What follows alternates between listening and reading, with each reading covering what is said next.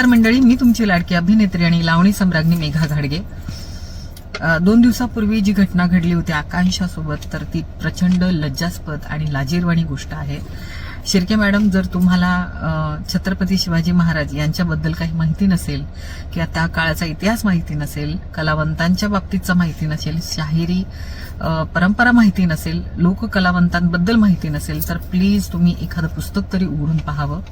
कारण त्या काळात सैन्यांचं आणि मावळ्यांचं मनोबल वाढवण्यासाठी शाहीर हे एकमेव माध्यम होतं की जे त्यांना प्रोत्साहन देण्यासाठी कवनं रचायचे. हे कलावंत नेहमी आपल्या सैन्याचं बळ वाढवण्यासाठी, त्यांचं मनोबल वाढवण्यासाठी, त्यांना प्रोत्साहन करण्यासाठी हे कलावंत नेहमी तत्पर असायचे. आणि अशा अनेक गोष्टी आहेत. जर तुम्हाला शाहीर सदन भाऊ असतील किंवा शाहीर होनाजी बाळा असतील, परशुराम असेल, तर तुम्ही प्लीज वाचा. अण्णाभाऊ साठे वाचा, पठ्ठे बापूराव वाचा, तुम्ही राम जोशी वाचा, काहीतरी वाचा.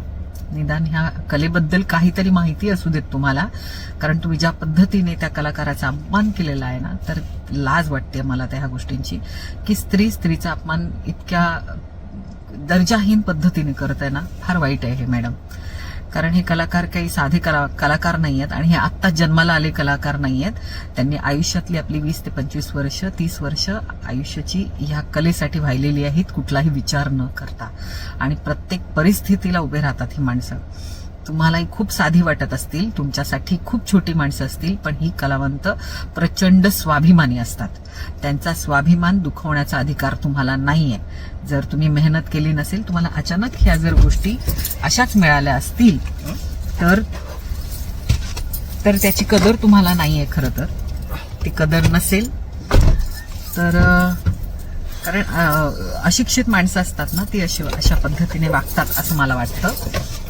तिचा अपमान झालेला आहे आणि त्या कलाकाराचा अपमान भरून काढणं हे तुमचं कर्तव्य आहे. आणि कुठल्याही कलाकाराच्या स्वाभिमानाला धक्का लागणं ही खूप मोठा अन्याय असतो हा. मला असं वाटतं की तुम्ही, जर तुम्हाला इतक्या दिवसात या 2 दिवसात कळालं असेल, तर प्लीज तिची माफी मागा आणि शिवचरित्र नक्की वाचा. धन्यवाद. जय शिवराय, जय भीम.